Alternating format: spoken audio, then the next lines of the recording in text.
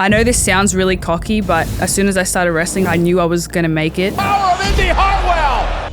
Oh, spine buster! At WWE, I was always scared of getting released. I finally felt comfortable and I got released. Did you feel like this was coming? I didn't honestly feel like it was coming, especially when it happened. Congratulations on TNA. I've been wanting to cross the line, finally did it. You win the NXT Women's Championship. I was shocked because I wasn't really being used on TV at the time, but it was a cool moment. When did you realize wrestling was a possibility for you? My dad started taking me to these local shows, and that's when I realized becoming a wrestler is a possibility in Australia. Do you see a path that leads back to WWE? It's not my intention to sign with TNA so I can go back to NXT. I feel like that's where I can thrive the most, but I'm not closing the door on that. It's great to see you. It's great to see you. And congratulations on TNA. Thank you. Thank you. You've officially crossed the line. Yeah, I have. I've been wanting to cross the line. Finally did it. It feels like there was an opportunity to maybe do it before, right? This partnership has been so interesting with people being able to go from NXT to TNA.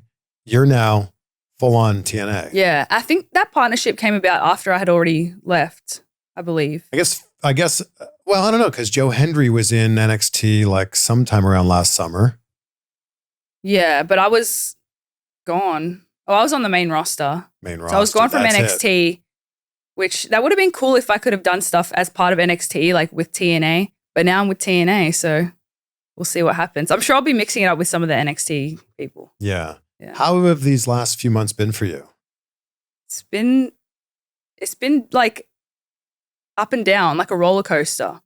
Like I remember the first week after I got released, I just felt like really grateful. Like this is how my emotions went. First week, I was just super grateful for what I had. You know, I'm kind of like you. I like to saturate my mind with gratitude, and that helps me like keep perspective. So first week, I was really grateful. Second week, I kind of got like frustrated and mad. Third week, I kind of got sad, and then after that, like I felt fine. And now it's been like 5 months, I think, 6 months almost. And yeah, I've been feeling really good. Excited because like there's just so much to do. It feels like the hardest thing about it would be the fact that you have no control, right? Like it's just taken away from you. Yeah. You have no say in it. Yeah. Did you feel like this was coming? I didn't honestly feel like it was coming, especially when it happened. So my whole time at WWE, I was always scared of getting released. And add another factor to it is that I'm an international, so people don't really understand like visas, green cards. You understand. But that was something that was like always in the back of my mind, like being scared of being fired. But it wasn't until my last 2 weeks at WWE, I finally felt like comfortable. And I finally felt like, yeah, okay, I'm part of the roster. Like I did the Netflix shoot and then I got released. So are you good on your visa, your green card? Yeah, I have my green card. Amazing. And you're set. Shout out to WWE because they did it for me and they paid for it. This was a few years ago. So good. Yeah, I'm super grateful. Like I know a lot of people, they have to worry about that. I saw what Steph SDL went through when she got released, and it's something that like Americans don't really understand, the visa thing, but I'm good. Yeah, I remember the Iconics being like, we don't know what to do. WWE was supposed to take care of that. Yeah, and then... I don't work there anymore. Yeah, and then when they get released, it's kind of like you're on your own. So they had to go through like all these hoops to get theirs. So yeah, I'm grateful that WWE did mine for me. You know those days when you just don't have time for a complete meal? Because that's what happened when I recorded this interview. It was back-to-back interviews with very little time in between. And that's where Huel's Black Edition Ready to Drink saved the day. 35 grams of protein, 27 vitamins and minerals, super low in sugar, which I love. This is a meal in a bottle, and it tastes amazing. I've got the chocolate here. That's what I've been drinking most of, but also do not sleep on the vanilla. These things taste like a milkshake, and the great thing is they're ready to go whenever you need it. Yeah, there's no prep, there's no cooking, there's no more getting hangry. Just unscrew the top here and boom, go. A perfectly balanced meal right there in the bottle. And Huel is hooking you up here. If you're a first-time customer, go to Huel.com and use the code INSIGHT. They're gonna give you 15% off plus a free gift. That's the code insight@huel.com. Boom. So where'd the shift happen, going from being scared you were going to get released to going, I'm good, like things are going well? I think Candace and I started working with Bayley and Naomi, I think. We were supposed to do something with Michin and Bayley, and then the segment got cut. And then the next week we started something, and like I had the tag match with Bayley and Naomi, which was my last match. And then I did the Netflix shoot at the headquarters. And then I was like, okay, I finally feel like I'm like a little bit safe for now. But then I got the call. Was it difficult that you get released, but the match that you had already taped airs on the day you get released? It was so weird. It was weird. Like fun fact, I missed the call when they called me to release me. So I made the call to get fired. Oh, no. Yeah. Like I had a text message. I didn't see I had a missed call. And then I had a text message saying, hey, it's blah, blah, blah from TR. Like, can you call us back? So I called back, and I thought it was like for a completely different topic. And I had lost my voice as well. So when I called back, I was like, oh, hey, sorry. Like I lost my voice. Haha. They're like, oh, we're calling with some unfortunate news.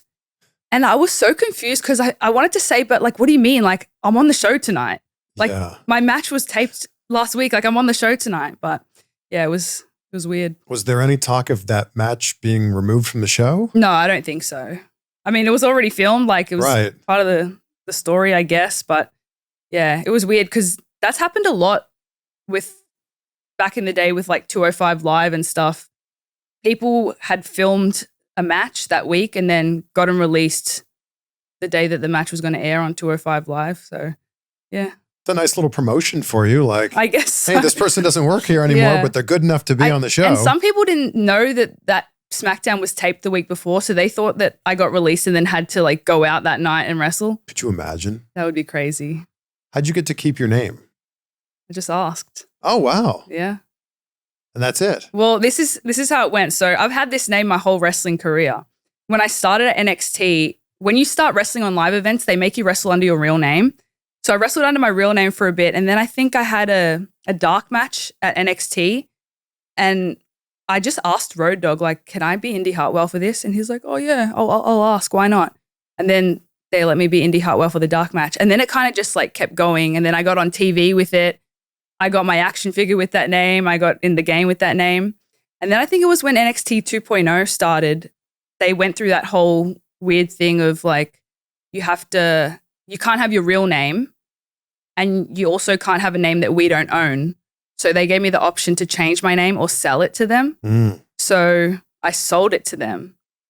And then it was always in the back of my mind, like, oh my gosh, if I get released, like what name am I going to be? Like that's a big deal to me. So then when I got the call that I was being released, they said, okay, yeah, we're releasing you. I said, okay, cool. So I sold my name to the company. Is there any way I can get that back? And then we got it all figured out.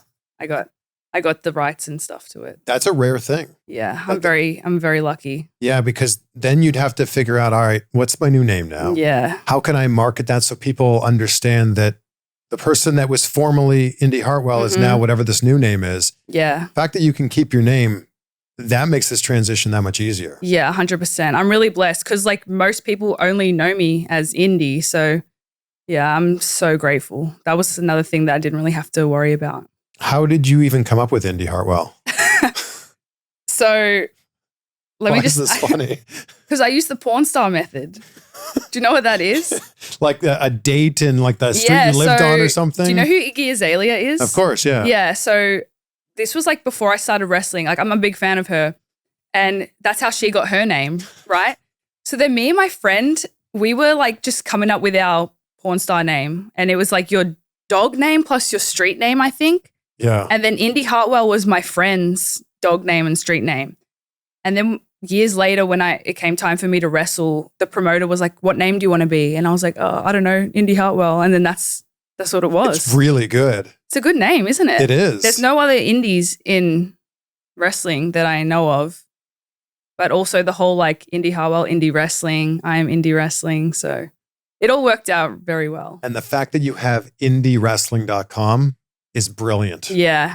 It's really good. Yeah, and you've been putting out this great stuff on YouTube. Anybody watching on YouTube right now should subscribe to Indi. Thank you. Link it below for Thank you. you.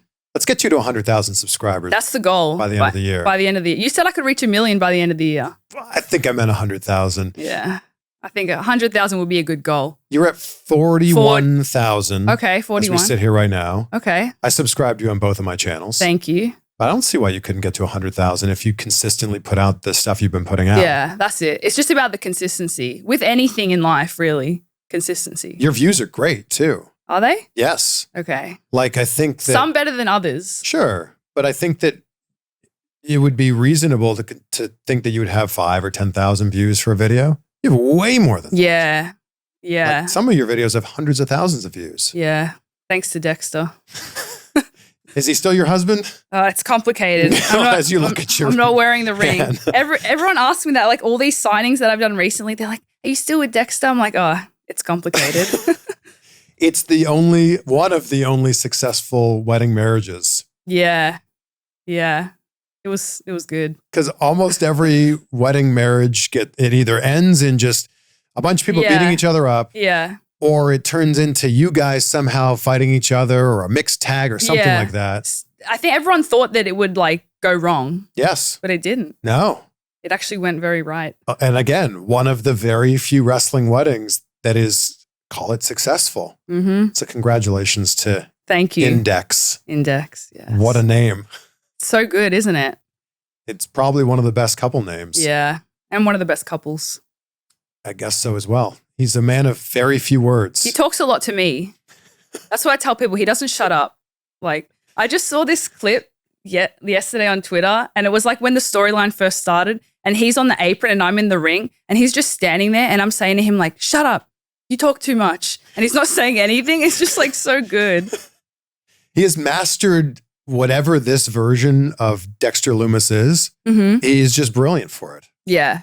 He's amazing. Yeah. When you guys together, it's like, I don't know, polar opposites. It works really well. Yeah. Who even came up with the idea of pairing you guys together?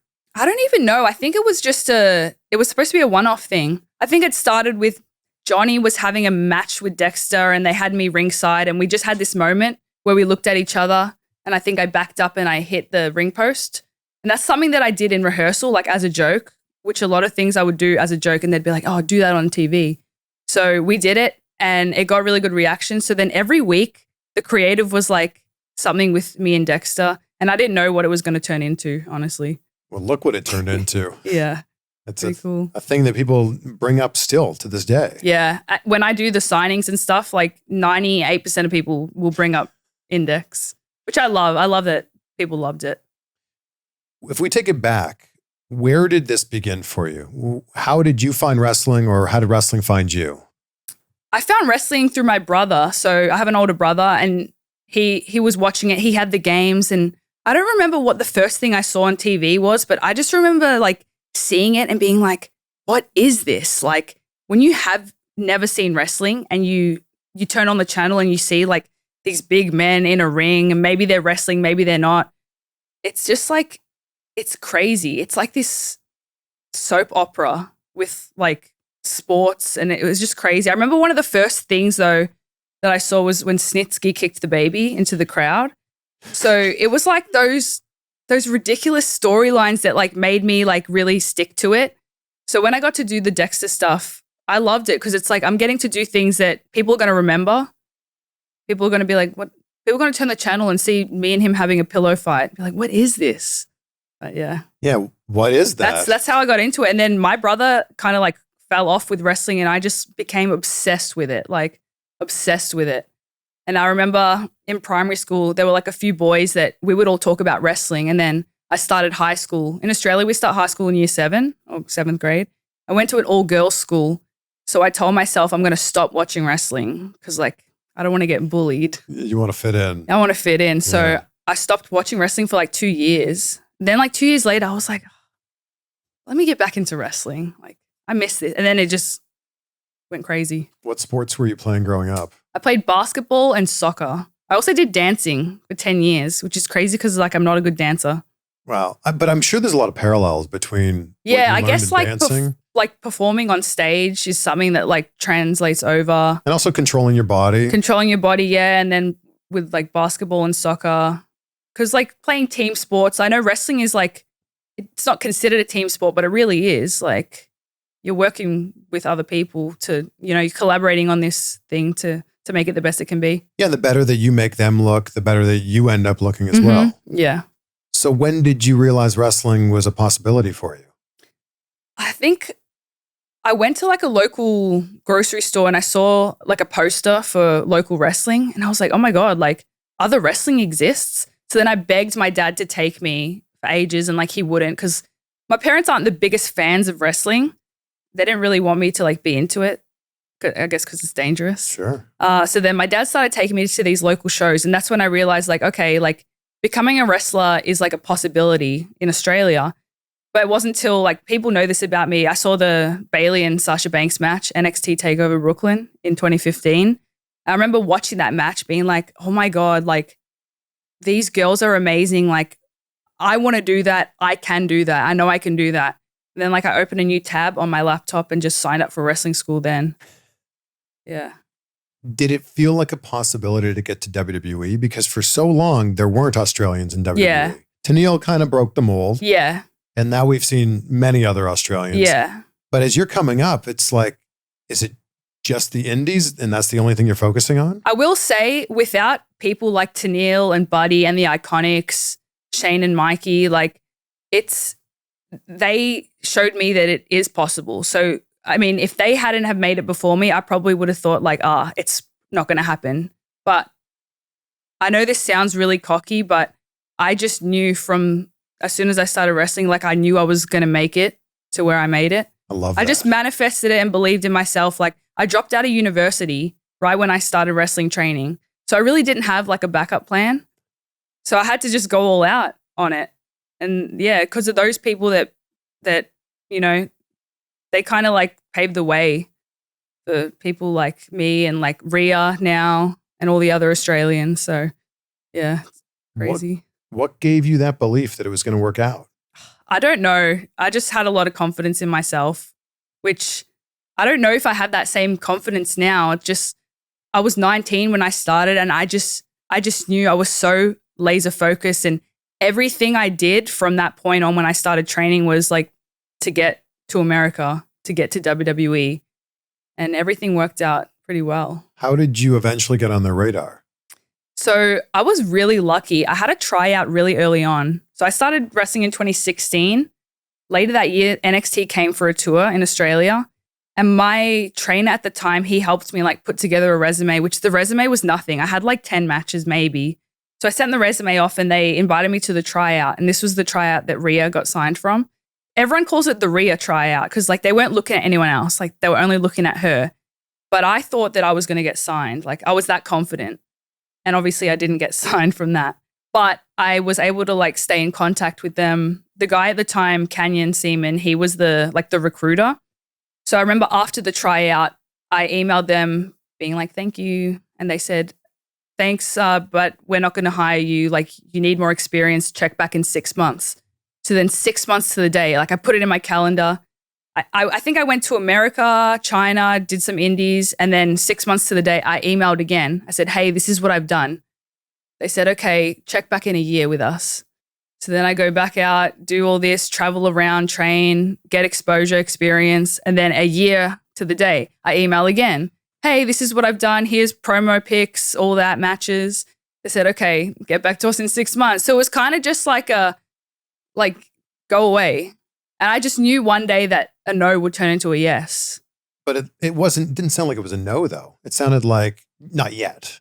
And the fact that they kept getting back to you is a good sign. Yeah. Well, I'm just so lucky that I had that first like foot in the door from the tryout. But yeah, I mean, I'm grateful that they kept responding back to me, but I did feel like they were kind of like, just go away. Oh, it sounds like you were pleasantly persistent. Yeah, it definitely helped because then what eventually got me signed was like an indie show that I did in somewhere in New York for Mania Week in 2019.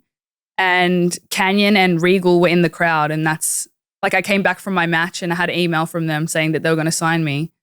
It was crazy. Like the same night? Yeah, same night. Like I got back to my phone after the match, and on my lock screen, I have the screenshot of it, and it said, "Regal and I saw you work tonight. There's an opportunity for you. We'll connect after Mania." Because it was like the week before WrestleMania.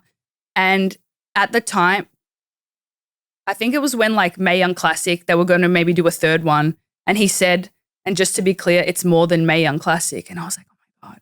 And then I got home like a few weeks later and I got a call one night and they told me that they were going to sign me. Wow. Yeah. So if the goal for your entire career is to get to WWE, then you get to WWE, then you just like flip into another gear. It's like, all right, I'm here now. I got to prove myself. Yeah. It's kind of like a fresh start. Like you probably heard from other wrestlers, like they don't really take into account like what you did before. It's kind of like a fresh canvas. But yeah, it was kind of like getting into another gear. Like this is a whole big life change. Living in another country, it was a big life change. Yeah, well, I've moved to America. I've been here now 15 years, but there's so many things that are different. Yeah. People think it's similar because like we speak the same language, but like there's a lot that's different. Driving, that's one thing. That was like, as soon as I landed in America, like they got me a rental car and I just got thrown in the deep end. I had to drive. My mum was with me. She's like holding on to the car and stuff. Because it's on the other side of the road, right? Yeah. And then like, do I turn right on red? Can I turn right on red? Yeah. Some states you can, some states you can't. I turn in every state. Can you I do it too. here? Because I've been doing it here. Okay. Yeah. Good. But there's some states you can't. Right. I don't know which states those are. When I went to Australia, there were like, someone was like, have you gone to, I'm going to go to Macca's. I'm like, Macca's. what the heck is that? McDonald's. Right. It's called McDonald's. But on the signs, it says Macca's. It does? Yeah. If you look up the Golden Arches with the big M, it says Macca's. Why do you guys put eggs on everything? Do we? Like, you go to like the McAussie. Yeah. Has an egg on it. Because we do like a burger with the lot. It's like with an egg on it. I don't know what else we put eggs on though. Pizza, maybe? Yeah, maybe. Maybe. We just love our eggs. I guess. Yeah. I love Australia, but there were some things there. The pace of life is so much slower, which I think I appreciated a lot. Maybe just where I was. I was on the Gold Coast. Yeah, Gold Coast is like a holiday destination. Yes, everyone was just like talking about surfing all day. Yeah, that's like where most Australians will go there for like vacation. Got you. Yeah. Okay. That explains it. I'm from Melbourne though. Different, right? Yeah. Melbourne's still a big city. Yeah. It's the most livable city in the world 7 years in a row. Wow. Yeah. It's amazing. I love Melbourne. I can tell. Yeah. Did you get back often? When I was with WWE, no. And there was a period of time where I didn't go home for 3 years. It was like over COVID. So I didn't see like my grandparents, my brother for 3 years. My mom came, I think, during that time. But now my schedule is like more free. So I'm working over there every few months doing like I'm working for an old promoter that I worked for Renegades of Wrestling. So I'm their women's champion right now. So I'm getting to go back every few months, which is amazing because I get to help the scene over there. I get to see my family. It's a long trip though. And I think it's important for people there who are coming up to see someone who's been there and done it. Yeah. And then they can pick your brain or ask you questions about it. But like the fact that you've been there and you know what that process looks like, I think that's so helpful. Yeah, especially because when I went back in March, a lot of the people on the show, people that I wrestled with before I was in WWE, plus a lot of new people that I didn't know. So it is cool for them. It's weird for me because like I feel like I don't really have much advice to give, but I guess I do. Like I've seen a lot of things over here. I've learned a lot. I have a lot of experience to give back. So I'm excited to like help, especially the girls over there. So when you did get into WWE, what was the moment that really started to change things for you when things really started to work? Work in what way? Like, I think maybe it's the way, maybe when you got paired with them. Yeah, I think working with the way and working with Dexter like helped me with like character stuff and storytelling because it really helped me realize it's really not about what we do in the ring. Because a lot of the stuff we did were like backstage segments, therapy segments, pillow fights, like all this like crazy shit that wasn't like in the ring. So it helped me like bring out my personality and like just being alongside Candace and Johnny and Austin, like it helped me with my confidence. So that was like maybe a little turning point for me. We'll get back to the interview in just a second, but I'd love to hear your thoughts on what you think is going to happen at Backlash this weekend, because it sounds like we're going to have at least one new champion. That's according to the odds at MyBookie. It probably won't happen in the United States Championship Fatal 4-Way match. Jacob Fatu is a heavy favorite here. But look at the Women's Intercontinental Championship match. Becky Lynch is the favorite to beat the current champ, Lyra Valkyria. Gunther is the favorite over Pat McAfee. And according to the odds, John Cena will continue to ruin wrestling for at least a little while longer. They have him as the favorite to retain over Randy Orton. You can, of course, get in on the action with the NBA playoffs, the NHL playoffs, boxing, UFC, really anything. Actually, check this out. They have odds for whether GTA 6 is actually gonna come out by the end of May next year. When you sign up at MyBookie, use my code CVV. They're gonna hook you up with a very generous 50% welcome bonus on your first deposit, but you gotta use my code CVV when you sign up and when you make that first deposit. Bet anything, anytime, anywhere, only at MyBookie. And then you win the NXT Women's Championship. Kind of feels like it kind of happened out of nowhere. It did happen out of nowhere. I was shocked. Why were you shocked? Everyone was shocked because, so this is how it happened. I wasn't really being used on TV at the time. I think I was on like Level Up at the time. And then I wasn't even booked in the ladder match. And it was like a week before, 2 weeks before, I lost my qualifying match. And I just really wanted to be at Mania Week because everyone wants to be at Mania Week. So I remember I saw Coach Bloom in the gym and I asked him, hey, is there any way I can help with the tryout just so I can be there?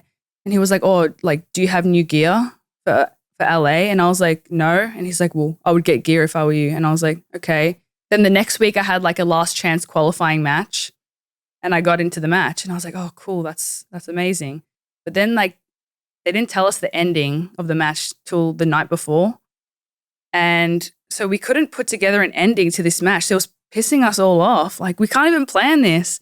And then Shawn Michaels pulled us all aside in the hotel and I'm just eating an apple because like he's probably going to say that like Roxanne's going to win it.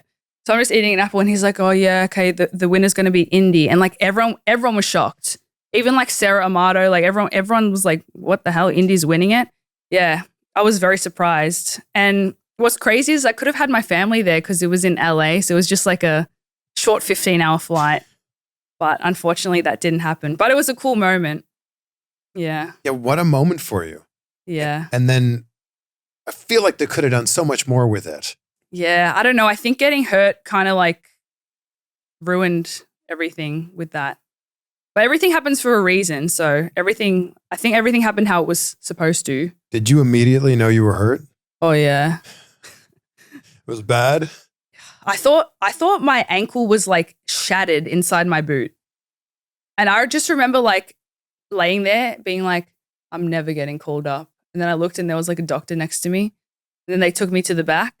And then Roxy and Tiffany had to just like call the match on the fly. And I was on the medical table taking off my boot. And I was like, no, I can go back out there. Because I felt bad for them having to like do that. And also I didn't want my title reign to end like that. So I hobbled my way back out there, finished the match. Yeah, what happened in that spot? Because it didn't look that bad. Really? I don't know. You see the screenshot? My leg is like bent like. That's because we're slowing it down. Yeah. But like in the moment. It was just like a bad, like, I don't know, my leg was under me too much, catching the dive. But I didn't even break my ankle. It was just like, I guess like what Buddy was saying to you, it was just like a really bad like ligaments and all that, which it probably would have been better if I did break it. That's what they say. Wow. Because it's easier to fix. Even now, it still like gives me trouble. So you're saying it's still not at maybe 100% It's now? definitely not at 100%, but it feels better than it did a year ago. Yeah, when you look at that screenshot, it's like... I tore my meniscus as well in that. Man.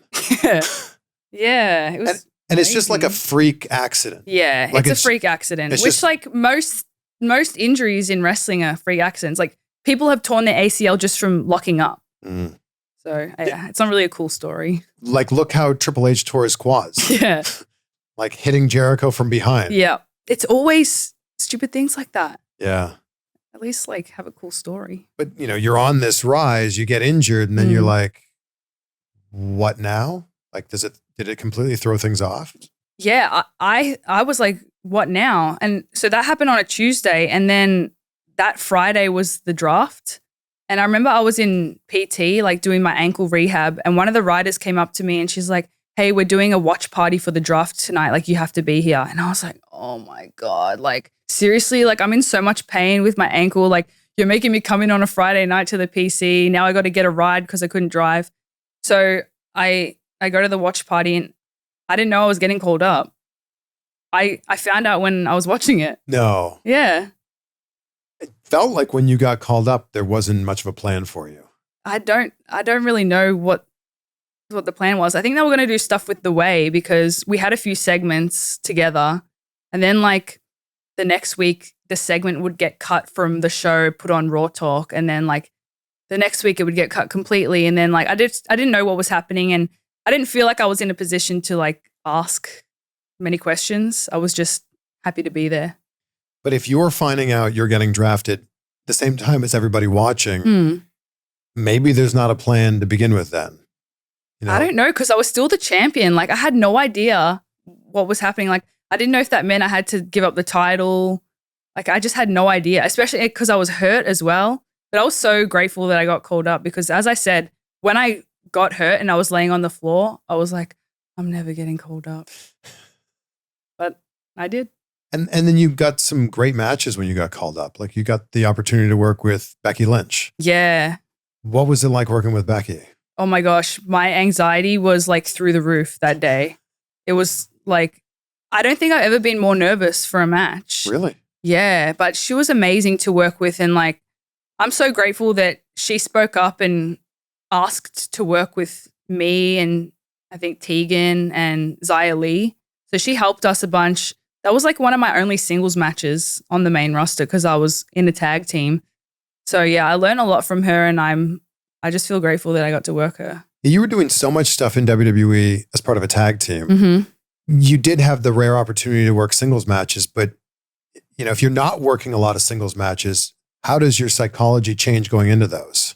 Well, you're going to be a bit more gassed. Because even when I got released, I was like, oh my God, I'm going to be doing singles matches now. Like I got to get my cardio up. So I started running.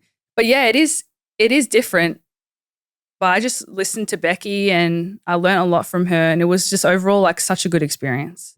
You also had the opportunity to work with Rhea Ripley. Yeah. So, this is something that if you go back 10, 20 years ago, two Australian women wrestling each other in WWE. Yeah. Would have been unheard of. I never would have imagined that. Like growing up watching WWE, I never would have imagined that we would see that. So that was special. Because her and I have known each other for so long, since before we were wrestlers. We met at the airport meeting the wrestlers. Really? Yeah. That's like how we just met. as fans? Yeah. Who'd you get to meet back then? Oh my gosh. That day that her and I met, I met like AJ Lee, Daniel Bryan, Layla. Who else? There's so many people. I met CM Punk that day too, but it was like at a signing. But yeah, it was special because like WWE didn't come to Australia often. So then when they did, all the fans went crazy. So what was the biggest full circle moment from I met them as a fan? Fast forward all these years, they're now my colleague and we're together backstage.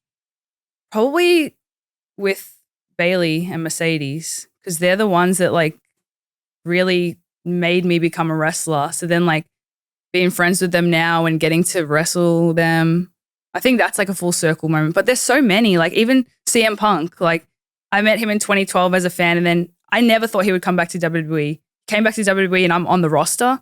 Like that's insane. Yeah, there's that photo, right? Yeah. Of you guys meeting then? Yeah, we recreated it. I think we recreated it the other way though, where I'm at the table and he's the fan. Yeah. So yeah. Did you have a chance to tell Bayley and Mercedes how much that match meant to you? Yeah, they've known that. They knew that I think before they even knew me. There's a lot of girls that say that they were inspired by them, but I think for them to see someone actually make it to a high level, saying that they got inspired by them, I know that means a lot to them. So they've inspired so many girls that you see on TV every week. So once you do get released, you now have it's a blank slate. You can do whatever you want to do. What'd you do during that time? You got 90 days to figure things out. You said you started running. Yeah, that was like Get the cardio up. Yeah, so I started the YouTube. The YouTube thing was something that I wanted to do for a while, but it was kind of like I kept putting it off. And then when I got released, I was like, okay, bought the camera. Let me start this channel. And you're editing all your own videos? Yeah, I am. Look at you. Just doing it on my phone as well. Oh, okay. Wow. Yeah.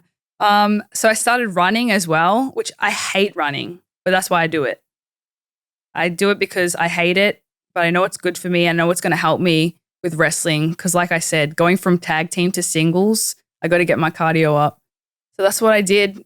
I got to go home for a bit, for longer than 4 days because when I was with WWE, if I got to go home for Christmas, it was like for 4 days. So got to see the family and just like work on myself, work on my body, all that. And then do you think about what do I want to look like? What do I want my character to be like after this is all done? Yeah, I thought about, well, first of all, I had to think like, do I even want to keep wrestling? Because I remember the night that I got released, Bayley called me. She's like, oh, now you can have your dream match with Mercedes. I was like, dude, I don't even know if I want to wrestle.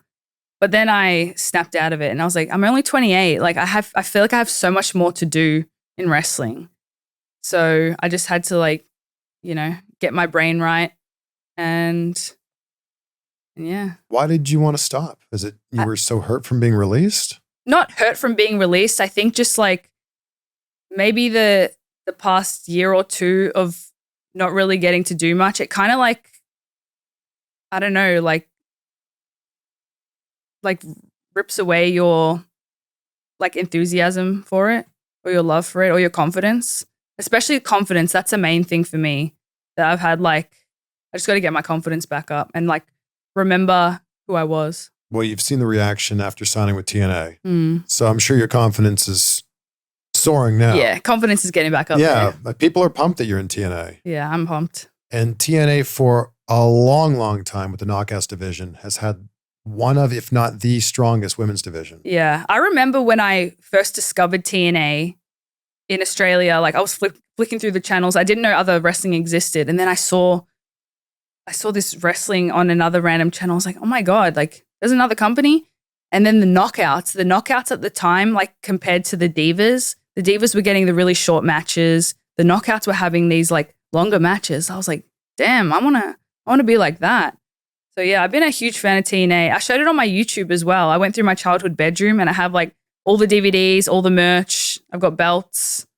I'm a true fan. Well, maybe you have a real belt. Yeah, I want to turn a plastic one to a real one. I like that. Who were some of the dream matches in TNA? Right now? Yeah. Well, I can't not say Marsha. She's the champion. Sure. She's the champion, but I'm the knockout. And I want to win that.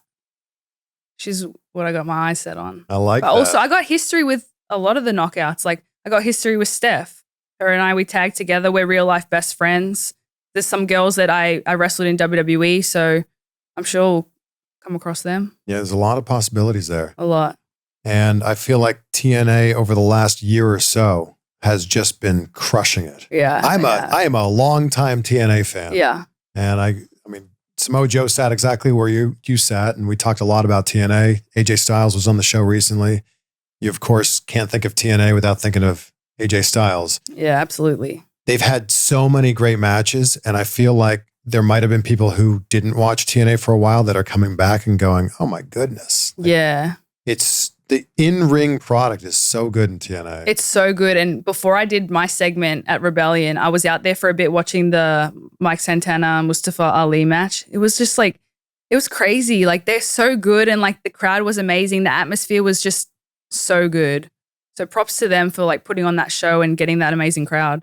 So you feel like you're Indi Hartwell again? Like maybe there was, the last few months you were maybe questioning things? Yeah, I think I'm still on my way to finding it. Well, you had a match with Mercedes. Yes, I did. Is that like a bucket list moment? Definitely. And that did wonders for the old confidence as well. Like after that match, I was like, oh my gosh, I love wrestling. Like I love this. It was just such a good experience, and getting to work her, she is amazing. Like she's doing amazing stuff right now. I'm just like blessed. Also, that match wasn't even supposed to happen. It was supposed to be like a 6-man tag match. And then the night before, I saw on her story, she posted the match graphic of me and her. So I responded. I was like, oh, we're wrestling? Like, this is happening? You didn't know? No, I didn't know. It was supposed to be a tag match, but I think things got changed around. But no one told me. I just find out things either by watching it on TV or just seeing it online. What a nice surprise. It was a nice surprise. It was good. So because I found out the night before, I didn't really have time to like freak out about it, which I guess was good. Yeah, maybe then you don't overthink about it. Yeah. And everything just went so like smooth. It was such a great time. Is one of the pinch me moments for you, is it wrestling in your home country? You're in Perth, Elimination Chamber, and you get to have a match? Yeah, that's definitely a career highlight. And I didn't know that I was going to have a match. Like, I was asking every week, like, is there any way I can be on the show? And then I think they only announced the match the day before. We were already in Perth. They hadn't even announced the match. So I kept thinking maybe it's not going to happen, but it did. And it was amazing because like my whole family was there. All like the other wrestlers that I came up with in Australia were there. So that was definitely a pinch me moment. So they were just going to fly you in and not have you be part of the show? No, they weren't. They flew me in to be in that pre-show match, but they hadn't announced it yet. So I thought, you know, in wrestling, nothing happens till it happens. Right. Card is always subject to change. So I thought there could be a chance that they don't put the match on, but they did. So were they just doing this as a nice surprise for you? I don't know. Maybe. I don't know. Maybe. I'm grateful I got to do it. Yeah, that's cool. The crowd was insane. Yeah. And you're right. They don't go there that often. No, so they if don't. you're not on that card, it's like, well, will this happen again? Yeah, especially like a big stadium show. Yeah. Yeah. You've had a lot of great moments. Thank you. I also feel like there's been moments where you've been real close and it hasn't happened. What's a moment where you feel like you could have, things could have been maybe taken to another level and they didn't run with it or you didn't have an opportunity? Maybe not going with the Index storyline on the main roster, because a lot of the Index and the Way stuff was like during the pandemic. So smaller crowds and maybe some people weren't watching NXT because like NXT and main roster, like it can be a big disconnect. So I think if we got to do the Index stuff on the main roster in front of a big audience, that would have been cool. And then who knows, if I didn't get hurt, I could have had a long reign with the NXT women's title and that could have gone somewhere. But like I said, everything happens for a reason. So I know everything was like meant to happen how it did. Yeah, all of those things happening in the order that they happen lead you to where you are now. Yeah. With the things that you're doing now. Yep. And what kind of goals do you have now that you're free to do whatever you want? Well, I do want to win some gold in TNA. So like I said, I got my eyes on Marsha. I want to get my confidence back. I want to, you know, really put my YouTube out there and I want to let people in a bit more because I feel like I'm very mysterious. One of my trainers back home used to say that I was guarded. And I was like, what do you mean? Like, I'm not guarded. But I do realize that I am. Like, I don't really let people in a lot to see who I am. That's why I started the YouTube, just so people can like get to know me. That's what I'm kind of focused on. Well, if you're putting that out there, I don't know how people could think that you're, you know, not being forthcoming about all of this. You're letting us behind the curtain. Yeah, exactly. I think like the fans really appreciate that. They love to see like a little bit behind the curtain. I think you got to set a day to put out vlogs every week. Now you're putting me on the spot now. I got to do it. You don't have to pick a day on the show right now, but I'm just saying that if you said, for example, every Friday you'd have a new vlog out. Yeah. People will be waiting for that vlog to come out. I know. But I should do that. But it also makes you figure out, now you've only got 6 days or 7 days, I guess, to figure out content. Yeah. And like, if it's a boring week, you got to somehow make a video out of that. That's true. But what you think is boring might be super exciting to other people. That's really true because I love to watch random YouTubers just doing nothing. Yeah. So I'm sure people would love to watch me do nothing. Like ridiculous things. Like you're here in LA right now. People would love to see you go to like In-N-Out. What's Indi going to order at In-N-Out? That's actually a good idea. I had Jack in the Box the other day. What'd you think? Is that a California thing? I think it's like a West Coast thing. It was amazing. Was it? I got everything on the menu. I got the tiny tacos, the churros, a chicken sandwich, a normal burger, curly fries, Coke Zero, normal fries. Sounds like so much indigestion. Just a little bit of everything, yeah. That would have been a great vlog. I know, it would have. This is what we're talking about here. I know. Sometimes I forget. I'll forget to bring my camera or forget to bring the camera out. You got a camera in your pocket. Yeah. Like, that's good enough. I know. So I think that it's like, again, things that you might think are insignificant or just whatever. Well, people watch me build Lego on TikTok. There you go. Yeah. So I thought like, that's not really fun to watch. But yesterday I scrolled past someone building Lego and I stopped and I started watching it. That is fun to watch. I was like, oh, this is how people feel when they're watching me. There you go. Yeah. So but you're I think right. that like you going to the gym, you did that video where you went and saw Dexter. Yeah. And you took some bumps with him. Yeah. And that got, I don't know, 150,000 views. Yeah. It did really well. So I think that it's like people love seeing that. Yeah. A lot of people want to see different things. Like people want to see more wrestling training stuff or gym stuff or behind the scenes like at a show. So I have to figure out exactly what I'm going to put out there. And just seeing a glimpse of one of their favorite wrestlers out of character. Yeah. So if you're hanging out with someone that they love and, oh my gosh, that person also loves Jack in the Box or whatever. Yeah. True that. I might have to go get In and Out today and film I it. think you do. Thanks. It's like a few blocks from here. Okay. Get something on the secret menu and film a vlog about it. What's on the secret menu? Oh, there are so many things in the Is that secret menu. the Animal style? and the protein style? That's another one. Yeah. Protein There's so style, many animal things. style, 4x4. Okay. There's lots of different things. Yeah, because in the their secret menu is quite small. very.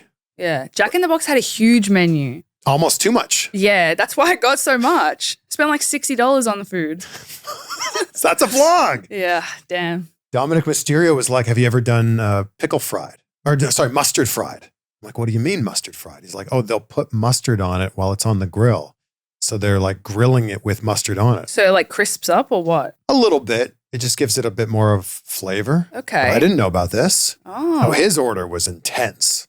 Like he knew everything. Oh, really? There's some people that'll be like, give me half well done fries, half normal fries and mix it up. Like that's another secret menu item. But what's a well done fry? Like a little crispier Okay. on the outside, a little crunch to it. Damn, making a lot of work for those workers to. I think Doing all this. they are very used to this. Okay. Like, that's the whole beauty of In and Out is like they're speaking a different language. Yeah. So there's look, we're just coming up with all these vlog ideas. I know, right? I'm gonna have to write these down because I've got till Saturday here in LA, so I've got some time. Tons of vlogs. You go to the beach, make a whole vlog there. Yeah. Just go to Venice Beach and film all the street performers. I went to Disney yesterday by myself. I recorded some stuff of me on the Cars ride. The great thing about going to Disney by yourself is, are there any single riders? Yeah. Boom. But like Go past the whole line. I was so silly and I bought like the lightning lane thing. And then I was like, wait, I could have just gone single riders. Like I went into the lightning lane and the line was longer than the single riders. I was like, what am I doing? But Is this your first time going to Disneyland? No, I went like years ago with my family, but I hadn't been in a long time. Yeah. So it was fun. Like, yeah, I think land has some nice things that World doesn't have. no, but I was at California Adventure. Oh, did you go on Soarin'? It was closed. Oh, no. And that's like one of my favorite rides Me because we too. had that in Florida and it was closed for refurbishment from the 28th of April to the 1st of May. I was like, oh my gosh. You'll have to go back on the 2nd. I You'll know, still be right? here. Yeah, I think I will, yeah. Smell those orange fields as you fly over them. It's so good. It's one of the best rides, I think. Look at all these vlog ideas we're coming up with. Yeah. You know how many subscribers you're going to have from people going, I want to see Indi go to They're Jack going to in go the on my Box." page and be like, where's the In and Out vlog? Where's the Soarin' vlog? Well, Yeah. It's all right. It's coming. It's coming. but it could literally anything you do is content. Like your journey over here. Yeah, that's something that I am learning that like anything can be content. Yes. You just got to pull out your camera and record it. Right. So your journey over here, us hanging out before we hit record, like Yeah, that's a vlog. that's true. Or at least maybe it's 10 seconds of a vlog. Yeah, it's B-roll. Yeah. It's B-roll. Yeah. But I love that you're thinking in that mindset. Mm-hmm. And I also think that when you start to think of the idea of everything as content, kind of feels like you creep into the space of, well, everything is wrestling as well. Like everything in this world ties back to wrestling in some sort of way. Yeah, because wrestling is very relatable to real life, like good and evil, Yeah. all that stuff. You think about like cutting a promo on somebody, like maybe it's a nice promo. Maybe it's like, hey, Yeah, well, yesterday I was waiting in line and the people behind me were saving a spot in this line for 10 family members. Oh. So 10 family members cut in line. Like, I wanted to cut a promo on them and be like, what the hell are you doing? Yeah, that's not how this works. I stayed quiet though. I didn't want any trouble. You could have had like can I ask you a question? Is it your first time here? I'm just wondering. Yeah. I'm just wondering if it's your first time here because that's not how this works. I said, can I ask you a question? Like, who do you think you are? Should have done that. But the girl in front of me actually started yelling at them. Ooh. But I do not like confrontation, especially because I was like by myself and I was just like, okay, let me just like pretend I didn't see it, which is not good. And I understand that. I've resorted to this mentality of like, this happens when you're boarding an airplane and people are all trying to like get on in front of you. And I'm like, we're all going to the same place. Yes. Does it really matter? Exactly. I'm not going to steal your seat. Yeah. This person seems unless it's Southwest. Right. This person seems very excited to get on there before me. Yeah. That's fine, sir. Totally agree. I'll see you in 45 seconds. I'll see you there. That's totally fine. Or when someone like cuts you off and you end up at the same red light together, it's like, okay. Yeah. Congrats. Like, yeah. It doesn't matter. Yeah. It doesn't matter. I want to say we both have a theme song from Downstait. Yeah. Downstait. They are the best. They are the best. Also, shout out to Chelsea Green because she's the one that made that happen for me. How? She texted, I think the day after I got released, or maybe that night, she put me in a group chat with Zach. The lead singer. Yeah. And she connected us. I think, I don't know if they reached out to her to reach out to me, but she put us together. And like I said, at that time, I didn't know if I wanted to keep wrestling. So I said to them, hey, like, I'm not sure right now. Like, I'll get back to you. So then a few weeks later, I was like, okay, let's do it. It was such a cool experience getting to work with them and getting to collaborate, give them like some ideas and see what they came up with because they're incredible. Where did the process start with you? Because for me, they sent me like 3 riffs and they were like, are any of these in the ballpark? And I was like, oh, actually, that second one's great. Okay. So for me, I gave them like an idea of what I wanted. So I really like Limp Bizkit. Yeah, it has a big Limp Bizkit feel. So, and Limp Bizkit is very like wrestling and like early 2000s. So I really liked that kind of vibe. So I basically just told them that. And they did a few versions, but the first one they sent me, I was like, oh, I love it. It was great. It, like if you turn that on, it's like, man, this sounds like modern day Limp Bizkit. It really could be. Yeah. So yeah, they did exactly what I wanted, and I'm just so grateful that Chelsea got me connected with them. Chelsea's the best. Chelsea helps everyone. She's like so selfless. But yeah, Downstait, so grateful to them. And Chelsea's just crushing it. She is crushing it. Yeah. She's like an inspiration to me because she's done the whole, get released, go out on the indies and find her way back there. And she's like killing it now. I love to see her getting these opportunities because she works so hard. She makes something out of nothing always. Yeah. She is the epitome of that phrase, maximize your minutes. 100%. Even if she's only on the show for 20 seconds. Yeah, because I think her return to WWE was when she was in the Rumble for like 5 seconds. Yes. And that's what people talked about. And it's so funny because people will go, oh man, they brought her back just to do that. It's like, well, you're talking about her. Exactly. And she's not mad about that. No. Like it's funny because I think the fans get more upset for wrestlers than wrestlers get upset, especially the whole like with other companies and companies against each other. It's like all the wrestlers are friends. Yeah. Like none of the wrestlers are in this like conflict with each other like the fans are. Yeah, the tribalism exists solely with the fans. Yeah, like everyone's friend. All the wrestlers are friends. Yeah, and they're also like rooting for each other. Yeah. So whether you work in TNA or WWE or AEW or New Japan or wherever, yeah, it's a lot of like, hey, you did that really cool thing. Congrats. Yeah. And like wrestlers don't want other companies to do badly because then that's less opportunities for them and their friends. Yeah. So that's annoying to see. It doesn't make sense. It doesn't. Like there's so many more opportunities now than there was 10 years ago. Yeah, like getting released 10 years ago, maybe you would freak out a bit like, oh my gosh, there's not really much I can do. But now there's so much to do. Yeah, and it also allows your stock to be worth more because it's like, well, I've got options here. Definitely. You don't know where I could show up. Exactly right. And that's what you're doing. And like I feel like we're going to see some different stuff from you in TNA because you now have the ability to basically do what you want. Yeah, I know. That's kind of crazy because I I haven't been in that mindset of being in control of my own stuff. I've always been given a script or being told what to do. So now I got to let my creative juices flow. Back to Downstait for a minute. Those guys are just so talented. Yeah. Like when you look at all the theme songs they've done. Yeah. I like grew up listening to those. It's amazing. Like, so, you know, Miz and Dolph Ziggler and now Nick Nemeth's new song, Matt Cardona, Alex Riley's song was such an underrated banger. Say it to my face. It's so good. So good. And then when you look at the range, like when you listen to Nick Nemeth's new song versus the Miz's song, it sounds like two completely different bands. Or even like my song with Nick Nemeth's song, like it doesn't sound like it's really the same band. Yeah, those guys are just chameleons. They're so good.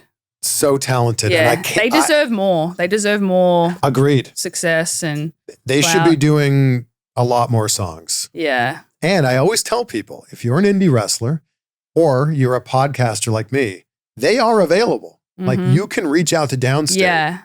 And they're great to work with. Right. And I think that people think that this is just, it's not a possibility.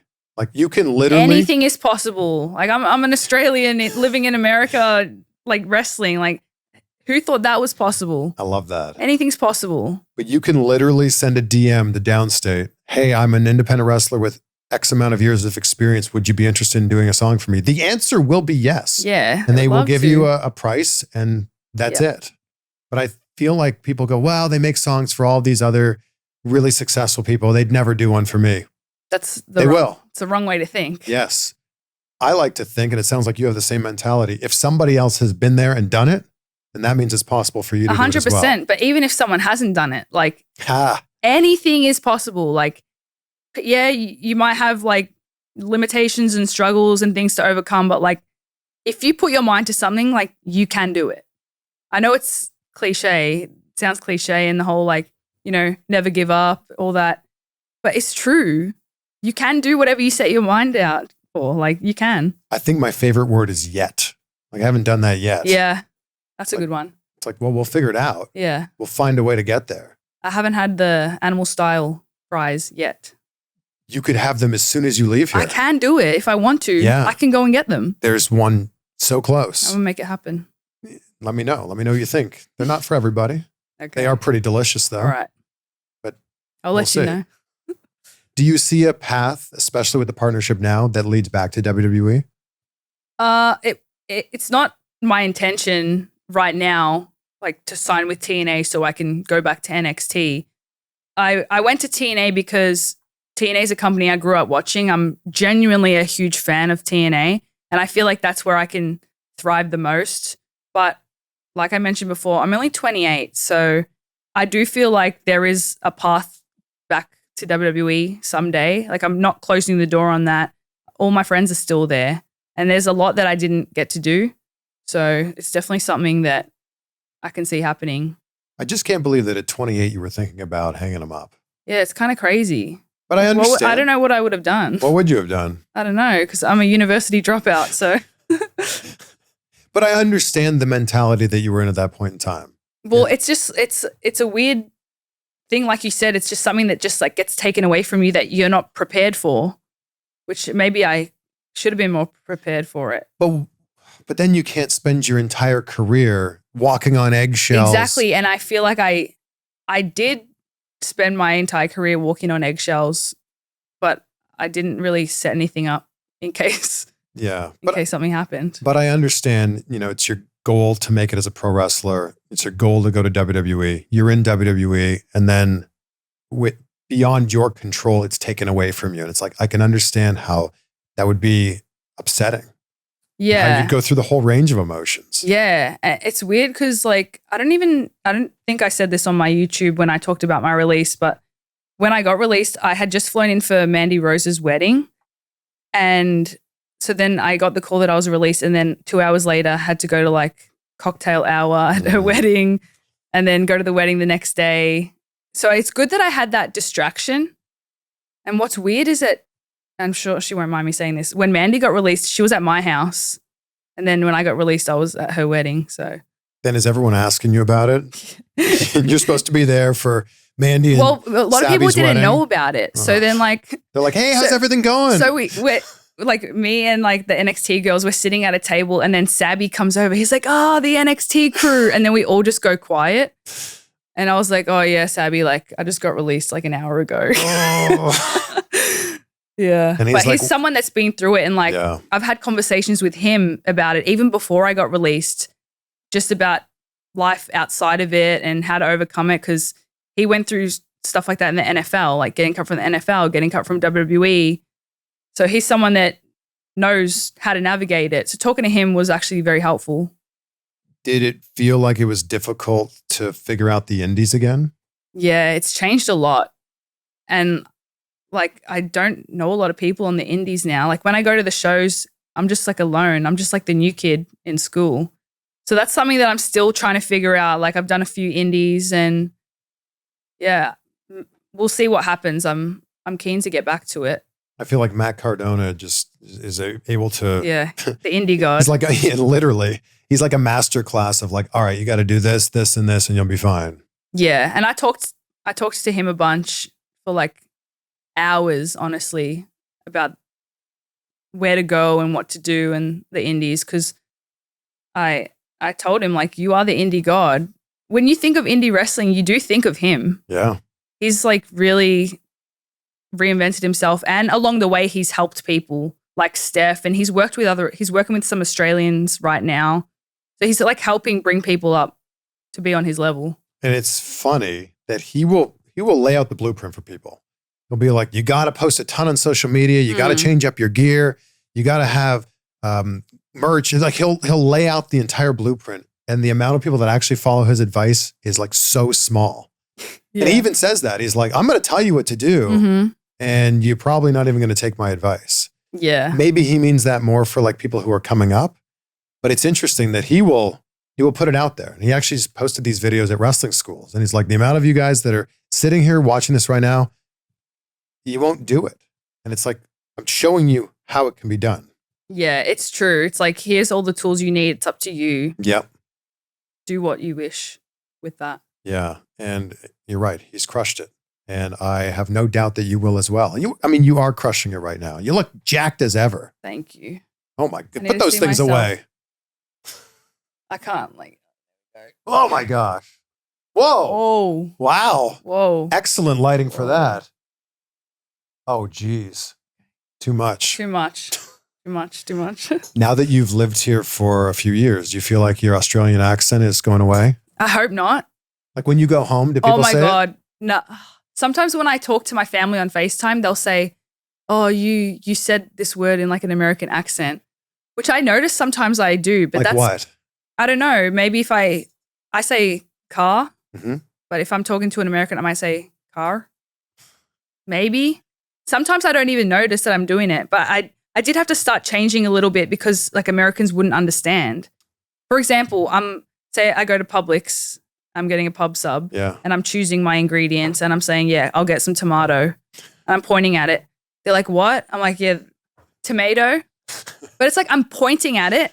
Can't you figure out what I'm trying to say? So some things I have to change, like tomato. Now I say tomato. What about the liquid, the clear liquid that you drink? Water.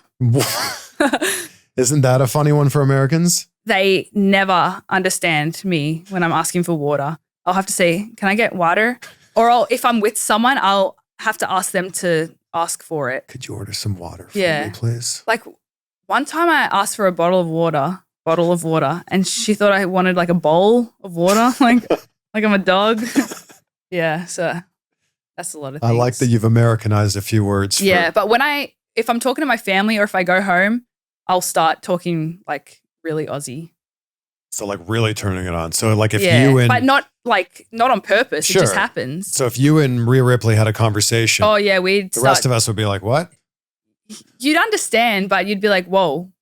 Like if I'm talking to Grayson or if I talk to like Jess and Cass, like the Inspiration, the Iconics, like I feel like they have very like Aussie accents. Yeah. So if I talk to them, it might come out. Yeah. Like I just had Buddy Matthews on the show. Yeah. And his accent is still so strong. So strong. Yeah. But I feel like that is an intentional thing to like stay true to your roots. I definitely don't want to ever lose my accent. I like that. It's who you are. Yeah. I did the opposite. I moved here and got rid of the few Canadian words I said. Sorry. Sorry about that. Sorry, eh? Come on. You don't actually say that. My first like experience of Canadians was watching South Park. Oh, no. You know what I'm I talking know about? you. Blame Canada? You blame Canada. Yeah. I get it. I love it. Yeah. Not very accurate, but funny. See? I'm so excited for what's next for you. Congratulations again on TNA. Thank you. And since you watched the show, you know what question's coming next. I know. The You gratitude. You might have even been prepared for this. But you know what? I was trying to think, how do I narrow it down to 3 things? That's the beauty of the question. I might have to cheat and like put All right. something You together. can lump things together. That's the beauty of it. And it meant so much to me when you said, oh, yeah, I was listening to your interview with Buddy Matthews on the way over. Yeah. What? Like, thank you. Watch all. Thank you. All of them? Yeah, I watch pretty much all the interviews. That's Definitely amazing. all like the wrestling ones. They're all wrestling now. Before they weren't. They weren't. You're right. But that changed 2-ish years ago. Yeah. And now they're all wrestling. Yeah. Love So it. I'm grateful for this conversation. And I'm so glad this lined up. Yeah. It worked out perfectly, didn't it? Like I saw you at the Squared Circle Expo in Indianapolis this last weekend. Yeah. I came up to your table. Yeah. Well, I was next to Steph DeLander. Yeah. So you came over to say hello to her. No, because someone told me that you were there and they said, oh, yeah, he's near Steph. So I went looking for you. Oh, it was great to officially meet you in person. Yeah, it was. And you're like, so when can I come on the show? And I'm like, well, the studio's in LA. You're like, I'm in LA next I'm week. in LA all week. I got some time to kill. A lot of time to kill, I actually. said, are you free on Tuesday? You said, actually, yes, I am. So here we are. Very free. So thank you for making this thing happen. Yeah. Thank you for having me. No, I'm excited for what's next for you. What are 3 things that you're grateful for? Okay. First one, I would have to say my girlfriend and my family. So that's all lumped into one, family. Like my family back home and my girlfriend here, because like their support has meant that I'm able to do this. You know, my parents giving me the tools that I needed to succeed. So I'm nothing without them. So I'm so grateful for my family. Second one, I would say my health.